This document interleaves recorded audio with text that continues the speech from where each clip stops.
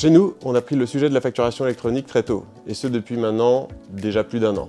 Étant donné que nous gérons plusieurs entités, ça a été comme une vraie opportunité finalement de transformation et d'alignement à la fois des outils et des process. On a d'abord commencé l'année dernière à cartographier tous nos flux de facturation, histoire de bien comprendre où ça allait impacter nos process et les équipes, bien évidemment. Ensuite, on a travaillé avec notre ERP et notre future plateforme agréée pour poser les bases.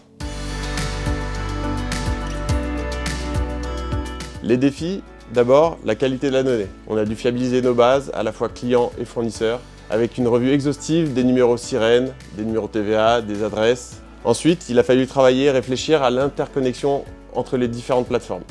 Et puis bien sûr, il y a le changement culturel, passer du traditionnel PDF au flux 100% dématérialisé, c'est un vrai virage pour les équipes et pour les entreprises.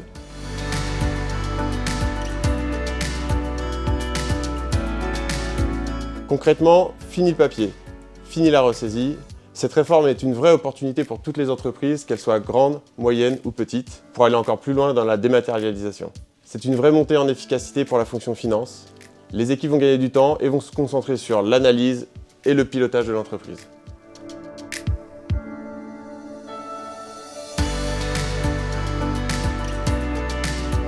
Sur les processus, tout deviendra plus fluide et plus automatisé. Les factures vont arriver directement dans l'ERP, donc les rapprochements et les lettrages seront eux automatisés et on verra en temps réel où est-ce que l'on en est sur chaque facture à travers l'ensemble des statuts, que ça soit émise, reçue, validée ou payée.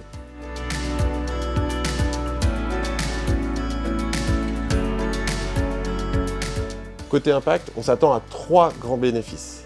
Des délais de traitement plus courts, une meilleure visibilité de trésorerie et des prévisions de cash plus fiables. En clair, on gagne en réactivité, en visibilité financière.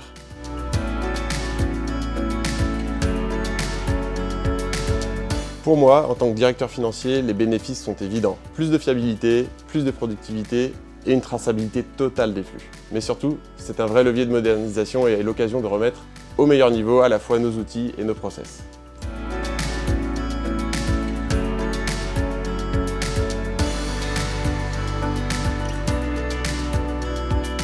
Mon conseil de DAF, surtout ne tardez pas, car le 1er septembre 2026 va arriver très vite.